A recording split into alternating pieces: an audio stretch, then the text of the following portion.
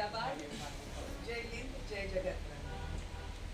हम आज जन आंदोलनों के राष्ट्रीय समन्वय की ओर से आपके सामने आए हैं।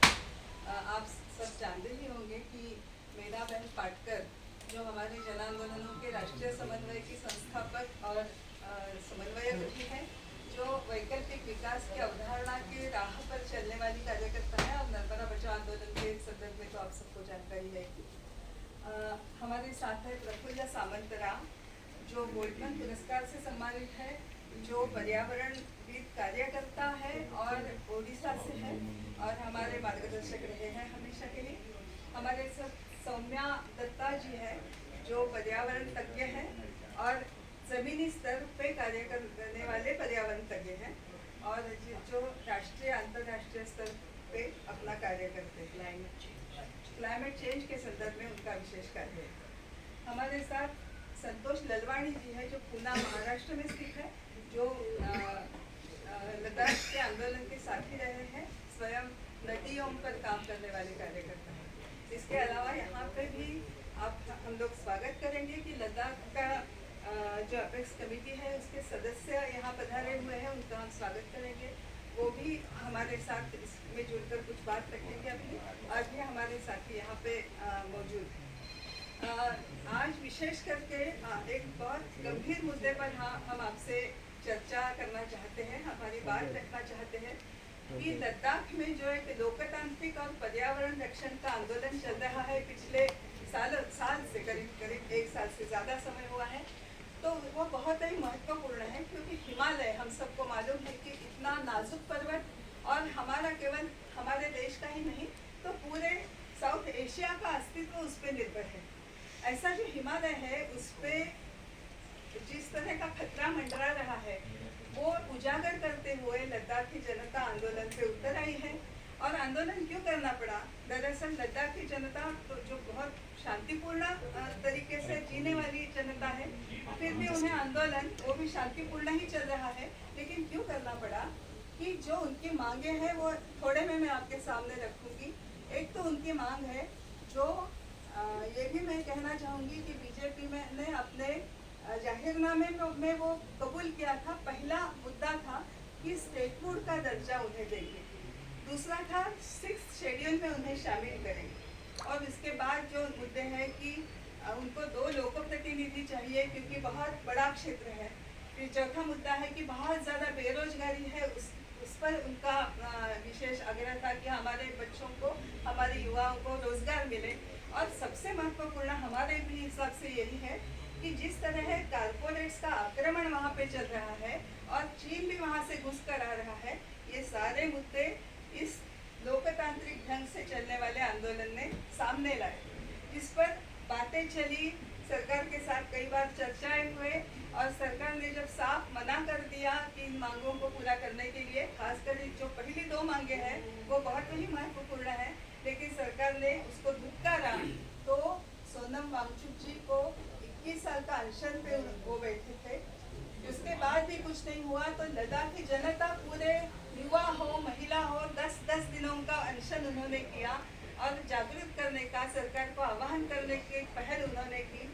उसके बाद पश्मीना मार्च निकालने का चाहा, जिसको सरकार ने फिर से दबा दिया, कुचला दिया, लेकिन फिर भी डट कर ये सारे साथी जब पिछले सितंबर 1 से चलते हुए दिल्ली की ओर निकले, पूरे लद्दाख, हिमाचल प्रदेश, पंजाब, हरियाणा से होकर दिल्ली के दरवाजे पर दस्तक देने के लिए जब आए, तब दिल्ली पुलिसों ने बहुत ही बुरी तरीके से, बहुत ही असभ्य व्यवहार उनके साथ करते हुए, और मैं तो कहूँगी कि अलोकतांत्रिक ढंग से उन्हें रोक दिया है। वो कहाँ है पता नहीं, किस तरह है पता नहीं। अपनी गांधी जयंती के दिन जो लोग अपने गांधी की राजघाट की समाधि पे कुछ अपनी बात रखने वाले थे, उनको गांधी जी के समाधि तक पहुंचने का भी अवसर ये सरकार नहीं दे रही है। तो इस सरकार की इस अलोकतांत्रिक रवैये पर एक अपना विरोध जताने के लिए भी आए हैं हम लोग, इस आंदोलन को समर्थन देने के लिए भी आए हैं। और हमारे साथ जन आंदोलनों के राष्ट्रीय समन्वय के साथ देश भर के जुड़े जो संगठन हैं, जो वैकल्पिक विकास की सोच लेकर काम करते हैं, उन सब के प्रतिनिधियों के रूप में अभी मेधाताई, प्रफुल्ला, सौम्यादा और संतोष भाई ये सारे अपनी बात रखेंगे। मैं अपनी प्रस्तावना यहाँ खत्म करती हूँ। और प्रफुल्लता जिनकी पहचान मैंने अभी आपको दी है, उनसे निवेदन करूँगी कि वो अपनी बात।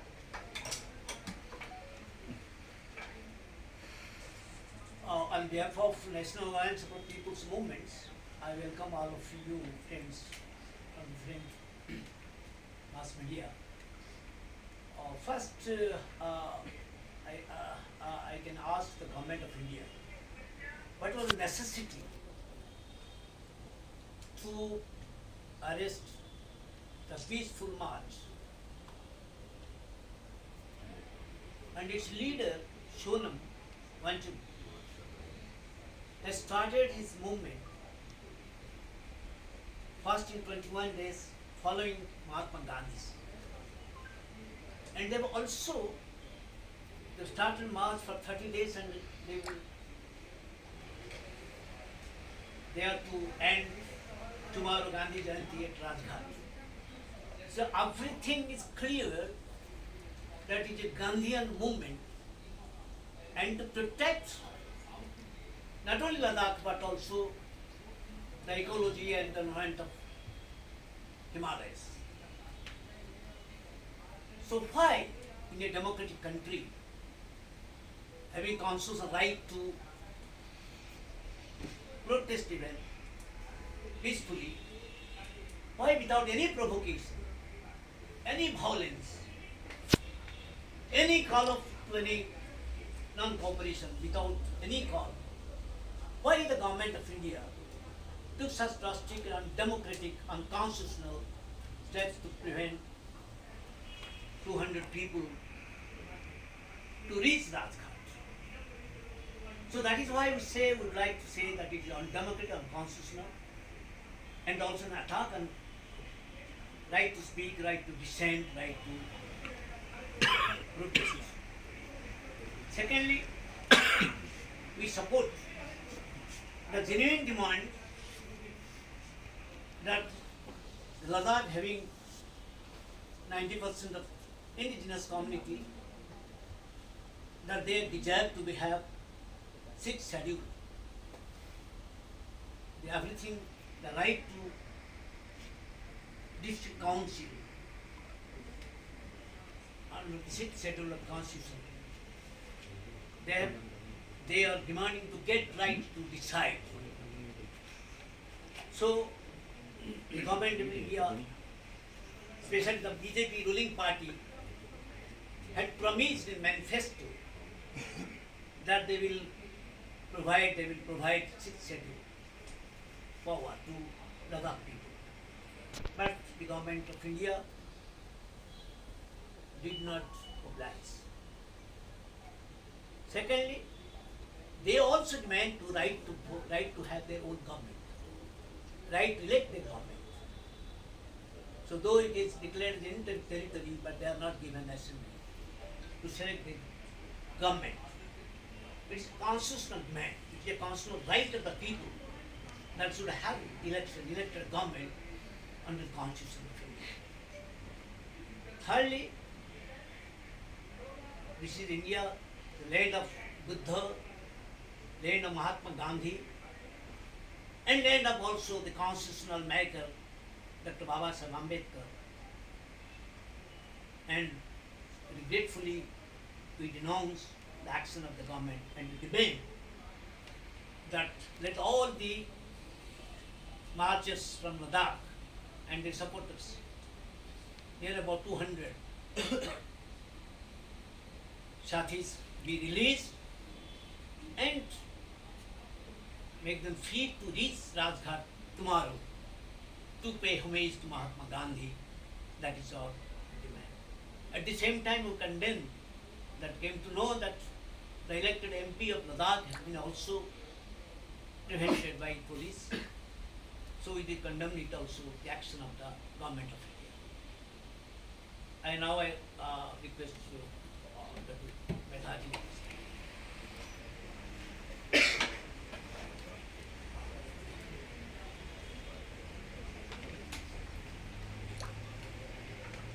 सर थोड़ा और थोड़ा थोड़ा और कर दीजिए। और कर दीजिए।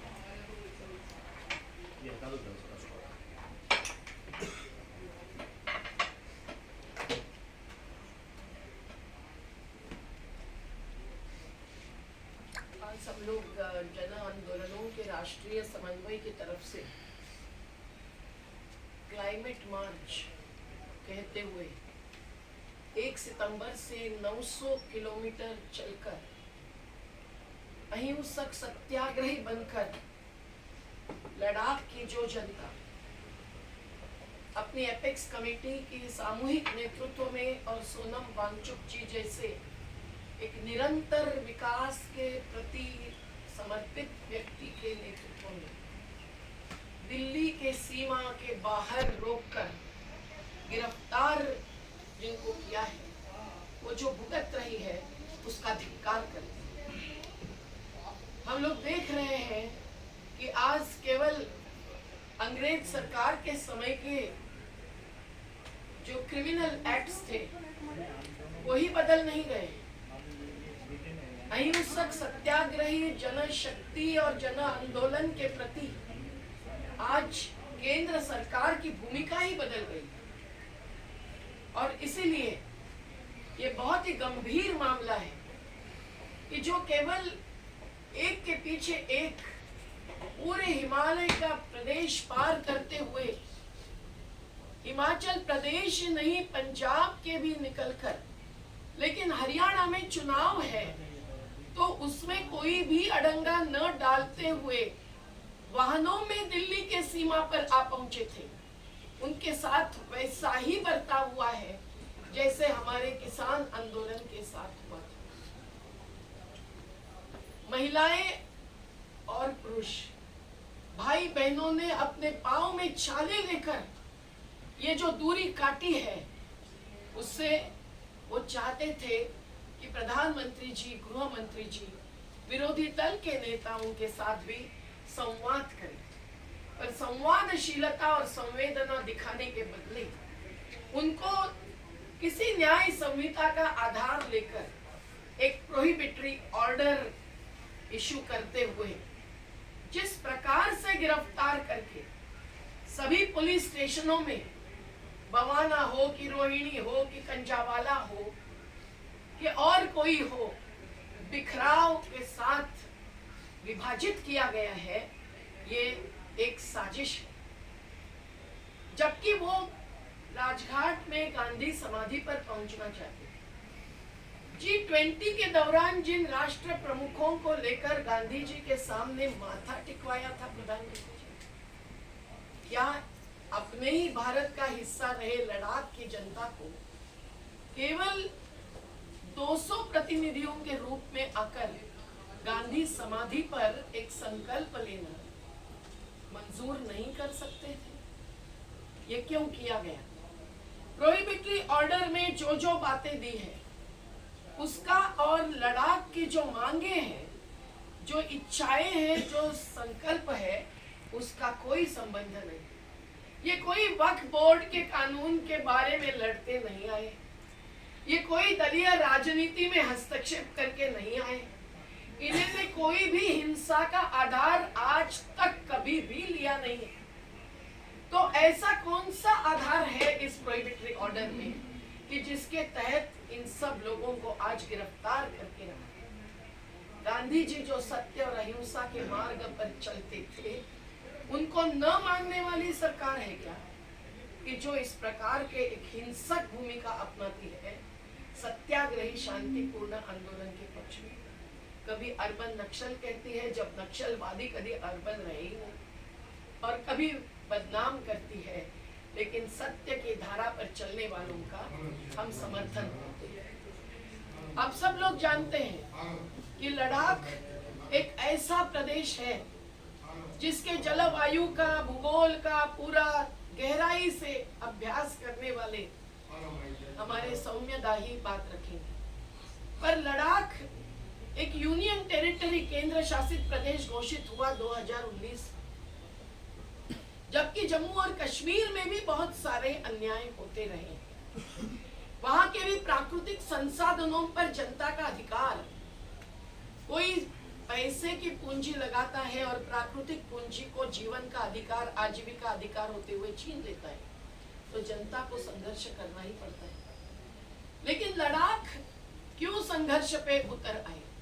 सोनम वांगचुक जी जैसे, जिन्होंने सस्टेनेबल निरंतर गृह निर्माण के तकनीक पर बहुत काम किया, जिन्होंने एक ऐसा स्कूल, ऐसी पाठशाला चलाई कि जिसमें अगली पीढ़ी को भी निरंतर समतावादी न्यायपूर्ण विकास की ओर ले जा सके। हमारे कई साथियों ने, हमारी भी जीवन शालाएं चलती है, उसमें सोनम वांगचुक जी की भूमिका को प्रतिबिंबित करना चाहिए। लेकिन ऐसे जो कि अंतरराष्ट्रीय पुरस्कार प्राप्त हैं, उनको क्यों उपवास करना पड़ा? उनके साथ सैकड़ों महिलाओं ने, युवाओं ने उपवास किया, क्योंकि आज पश्मीना जैसा एक उत्पाद करने वाला केवल लद्दाख नहीं है, आज लद्दाख हिमालयन इकोसिस्टम का, पर्यावरणीय इकाई का हिस्सा है, और उसमें पशुपालक भी है, उसमें पर्यटकों के साथ जीने वाले भी लोग हैं, और इन सब के आजीविका पर हमला हो रहा है। जब विकास के नाम पर ऐसी परियोजनाएं आती है कि जो हिमालय के ग्लेशियर्स को पिघलती है, उत्तराखंड को ध्वस्त करती है, हिमाचल प्रदेश में कुल्लू क्षेत्र के पार्वती बांध को खत्म करती है, तीस्ता बांध को समाप्त करती है, नर्मदा से कोसी तक एक नदी घाटी में आज के रोज ऐसा संघर्ष जारी है जो जीवन को हमला भुगतने के लिए मजबूर कर रहा है। तो आज लद्दाख को भी ये सभी जो उनकी प्राकृतिक समृद्धि है, वो जैविक विविधता हो कि उनके पशुपालकों का चारागाह हो, इस पर जब ऊर्जा के नहीं, विद्युत के निर्मित के दृष्टि से मानवीय ऊर्जा का उपयोग करेंगे तो रोजगार में बढ़ोतरी होगी, लेकिन उसके बदले में पूंजी के आधार पर एक ही प्रकार की विद्युत के उत्पादन के लिए और अन्य इस प्रकार की योजनाओं के लिए जब ध्वस्तता भुगतनी पड़ी है, तब उनको भी उपवास का, सत्याग्रह का आधार लेना पड़ा। और सोनम वांगचुक जी और उनके एपेक्स कमेटी के यहाँ उपस्थित प्रमुख साथीगण सभी गांधी जी के ही मार्ग पर चलने वाले हैं। लेकिन आज उनको क्यों मांग करनी पड़ रही है? केंद्र शासित प्रदेश कभी भी जन शासित नहीं होता है। जो निर्णय आता है विकास के बारे में, उसको अगर लोगों की सहमति नहीं होती है तो भी थोपा जाता है। और इसीलिए लद्दाख की जनता चाहती है कि केंद्र शासित प्रदेश को नकार कर छठी अनुसूची 6th शेड्यूल के तहत लद्दाख को शामिल करें। आसाम, मिजोरम के जैसे, त्रिपुरा जैसे में जबकि केंद्र शासित नहीं, छठी अनुसूची के तहत जनशासित राज्य चल रहा है, तो लद्दाख को भी राज्य का दर्जा देने क्या दिक्कत है? जिस संविधान पर हाथ रखकर जनप्रतिनिधि निकल जाते हैं अपने क्षेत्र से, उनका कहीं ना कहीं बंधन होता है पूंजीपतियों के साथ। वो इलेक्टोरल बॉन्ड्स तक सीमित नहीं होता है, वो वैचारिक बॉन्डेज का भी होता है। और इसको जबकि जनता नहीं चाहती है, जनता चाहती है कि विकास के तहत विकसित भारत अगर लाना है तो उनकी बुनियादी जरूरतें पूरी हो, और उसके लिए उनको निर्णय प्रक्रिया में सहभागिता का अधिकार हो।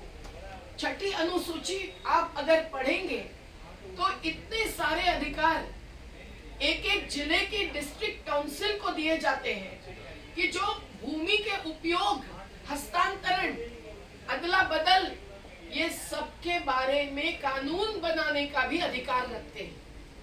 और ये अधिकार जब उत्तर पूर्व भारत के 4 राज्यों को दिया गया, तो लद्दाख भी चाहता है कि उनको सही में जनतंत्र का हिस्सा बनवा लिया जाए। और इसीलिए राज्य का दर्जा और छठी अनुसूची के तहत जिले को भी निर्णय प्रक्रिया का अधिकार, इस मांग में क्या गलत है, ये हमारा सवाल है। और इन मांगों के आधार पर वो विकास को नकार नहीं रहे।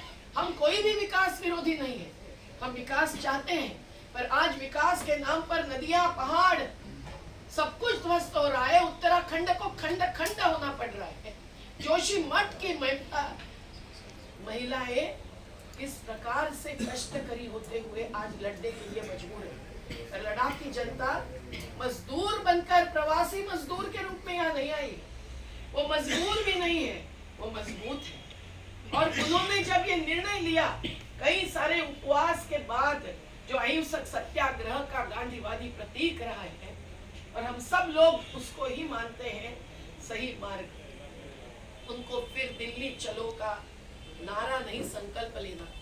पाँव में छाले लेकर जो महिलाएं और जो भाई चले हैं, बुजुर्ग भी युवा भी, उनको दिल्ली के सीमा के पहले ही हरियाणा में दिल्ली पुलिस जाकर उनकी प्राइवेट गाड़ियां जो पंजाब के लोगों ने उनको दी, उसमें घुसपैठ करके जब गिरफ्तार किया जाता है और अलग अलग पुलिस स्टेशनों में विभाजित किया जाता है, तब ये एक केवल प्रोहिबिटरी ऑर्डर 144 पहले हुआ करती थी, अब 163 है, उसके तहत नहीं।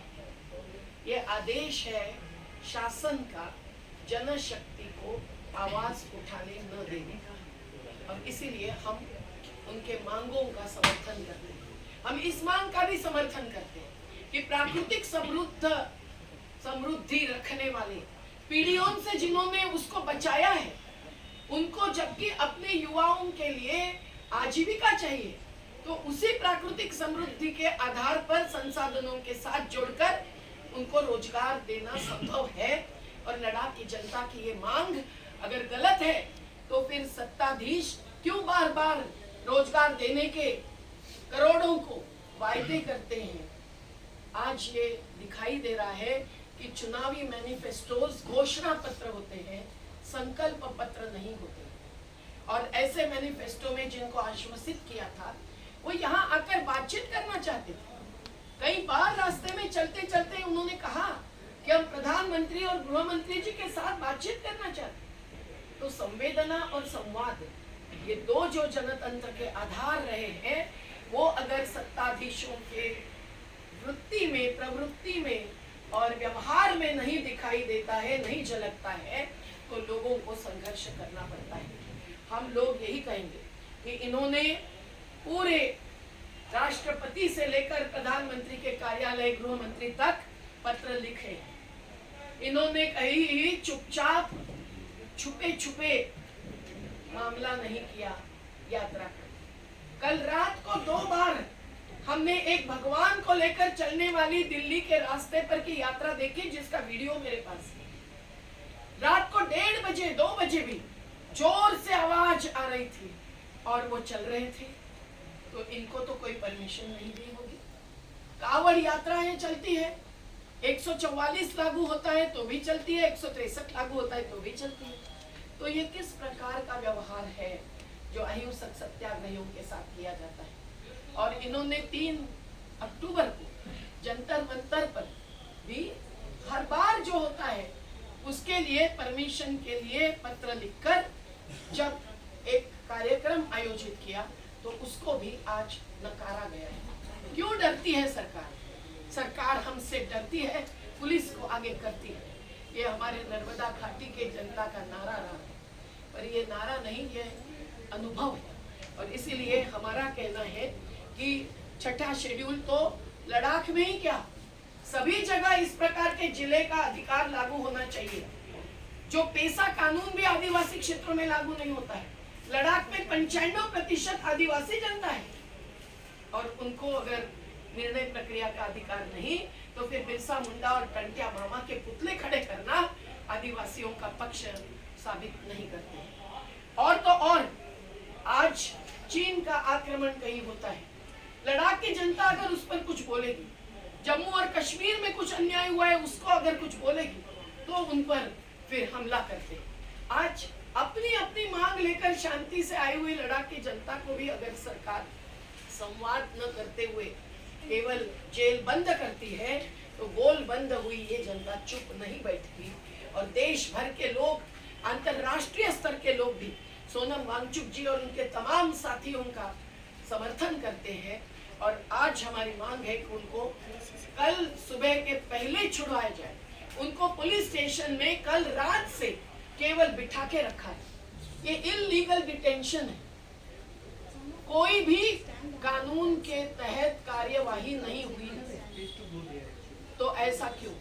और कल राजघाट पर पहुंचने नहीं देना, ये कितना गलत है इस जनतांत्रिक देश में। तो हम चाहते हैं कि उनको तत्काल बिन शर्त रिहाई किया जाए, नहीं तो फिर कानूनी और मैदानी लड़ाई तो करनी ही पड़ेगी, पर वो न करनी पड़े तो ही सत्ताधीशों का संविधान पर कोई विश्वास है ये माना जाएगा।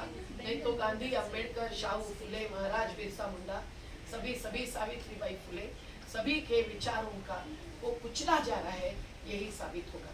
तो हम तो अनुच्छेद 243 और 244 जो शहरी और ग्रामीण क्षेत्र के भी छोटी से छोटी इकाई, शहर की वार्ड सभा हो या गांव की ग्राम सभा हो, इनको अधिकार देने वाला अनुच्छेद है, जो राजीव गांधी थे तब लाए गए थे 73वें और 74वें संवैधानिक संशोधन के तहत। उसके तहत भी बहुत सारे आधार और अधिकार इनको देने ही है। तो छठी अनुसूची के तहत जो मांग कर रहे हैं वो कोई भी एक बड़े महल की मांग नहीं है, असंवैधानिक मांग नहीं है।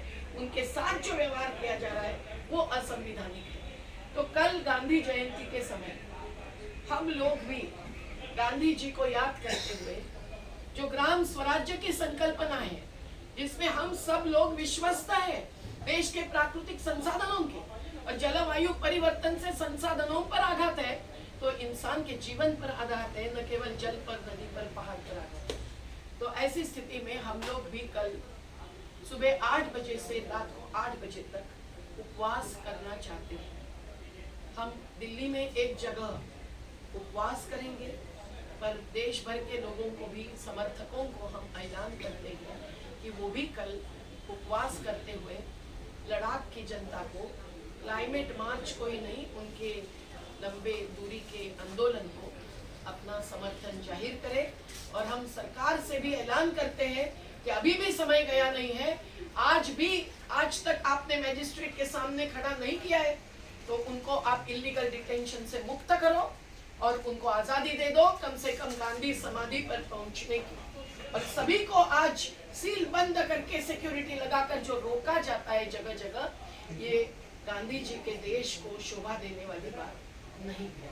तो हम लोग सोनम वांगचुक जी और सभी साथियों का सम्मान करते हैं आदर के साथ, और आखिरी दम तक उनके साथ हम रहेंगे, ये भी हमारा संकल्प घोषित करते हुए कल का उपवास भी जाहिर करते हैं। जिंदाबाद।